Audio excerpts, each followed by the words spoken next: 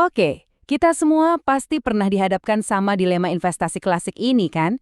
Mending taruh uang di emas yang katanya aman banget, atau coba peruntungan di pasar saham yang katanya naik turun nggak karuan. Nah, kali ini kita bakal bedah tuntas duel sengit antara dua raksasa investasi ini. Pasti familiar banget sama nasihat ini ya. Datangnya dari orang tua, kakek nenek, pesannya ya itu-itu aja. Emas itu udah kayak simbol kekayaan yang pasti, aman, dan terpercaya turun-temurun. Inilah resep aman finansial versi mereka. Nah, ini dia sisi sebaliknya. Jarang banget kan dengar orang tua bilang, beli saham gih. Justru sebaliknya, kita malah diwanti-wanti soal bahayanya. Dan jujur aja, ketakutan ini wajar kok. Cerita orang rugi karena saham itu nyata, bikin saham kedengeran kayak arena judi, bukan investasi. Disinilah pertanyaan utamanya muncul.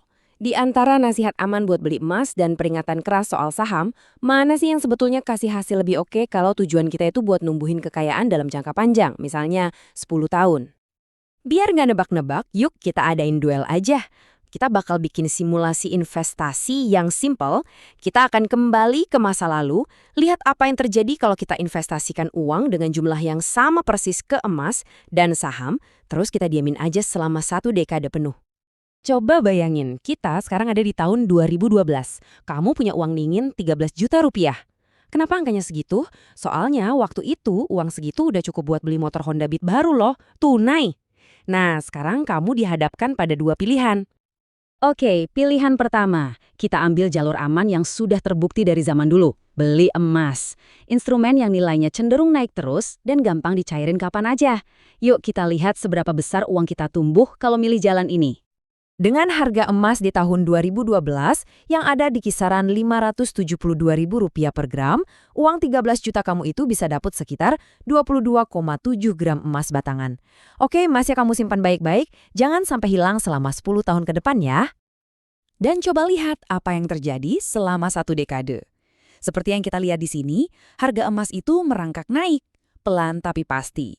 Dari Rp572.000 di tahun 2012 jadi Rp975.000 per gram di tahun 2022. Ini bukti kalau reputasi emas sebagai penyimpan nilai itu emang nggak main-main. Jadi setelah 10 tahun, emas 22,7 gram kamu sekarang nilainya jadi 22,13 juta rupiah. Artinya kamu untung bersih sekitar 9,1 juta. Lumayan banget kan? Uang kamu tumbuh sekitar 70% hanya dengan disimpan dalam bentuk emas. Not bad. Sekarang kita pindah ke penantang kedua.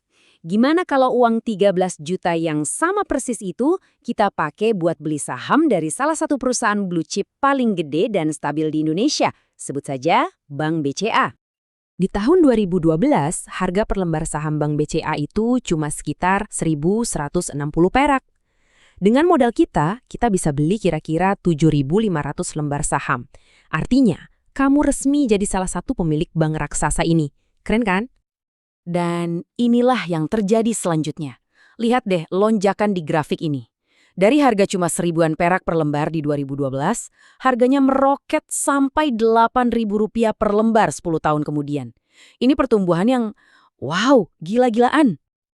Jadi, berapa nilai investasi saham kamu sekarang? Coba kita hitung, 7.500 lembar dikali Rp8.000. Hasilnya, 60 juta rupiah. Yah, kamu nggak salah dengar. Dari modal awal yang sama, hasilnya berkali-kali lipat lebih gede.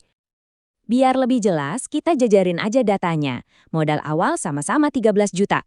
Emas, untung bersihnya 9,1 juta. Saham BCA, untung bersihnya 47,9 juta rupiah.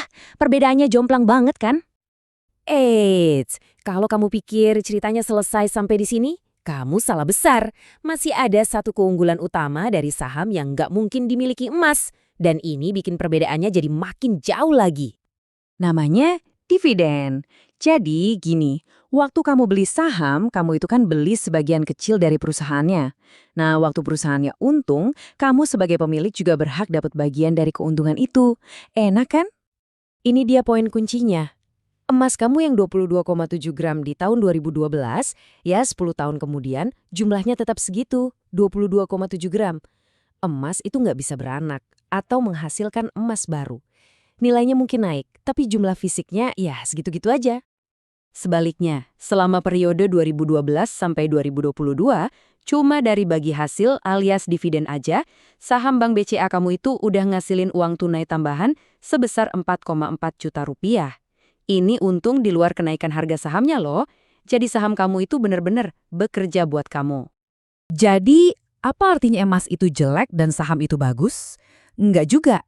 Pertanyaannya bukan mana yang lebih baik, tapi mana yang lebih pas buat tujuan finansial yang beda-beda. Anggap aja keduanya itu alat dengan fungsi yang berbeda.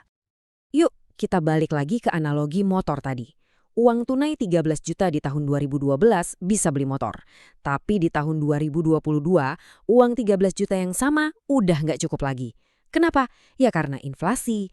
Tapi emas kamu yang dulu dibeli seharga 13 juta, nilainya sekarang jadi 22 juta. Lebih dari cukup buat beli motor baru. Nah, inilah fungsi utama emas, ngelindungin daya beli kamu. Jadi, kita bisa simpulkan perannya dengan sangat simpel. Emas itu tugasnya untuk melindungi kekayaan kamu dari gerusan inflasi. Sementara saham, tugasnya untuk menumbuhkan kekayaan kamu secara aktif. Beda fungsi kan? Tapi ada satu hal penting banget yang harus diingat. Nggak semua saham itu bakal kayak Bank BCA. Milih perusahaan yang bagus itu kuncinya. Contohnya, beberapa saham perusahaan besar lain nilainya bisa aja stagnan atau bahkan turun dalam periode yang sama. Jadi, riset atau ngerjain PR sebelum investasi itu hukumnya wajib. Oke, kita rangkum ya poin-poin pentingnya. Pertama, dalam jangka panjang, saham yang bagus hampir pasti ngalahin emas soal pertumbuhan. Kedua, emas itu juara buat jadi benteng pertahanan nilai uang. Ketiga, saham bisa ngasih dua jenis keuntungan sekaligus. Dan yang terakhir, risiko terbesar itu sebenarnya bukan berinvestasi, tapi ngebiarin uang tunai kamu diam dan kegerus inflasi. Jadi, setelah lihat duel ini, pertanyaannya sekarang kembali ke kamu. Dengan tahu fungsi dan potensi masing-masing, strategi apa yang bakal kamu pakai buat mencapai tujuan finansialmu? Kamu mau fokus melindungi, atau fokus menumbuhkan, atau mungkin kombinasi keduanya? Pilihan ada di tangan kamu.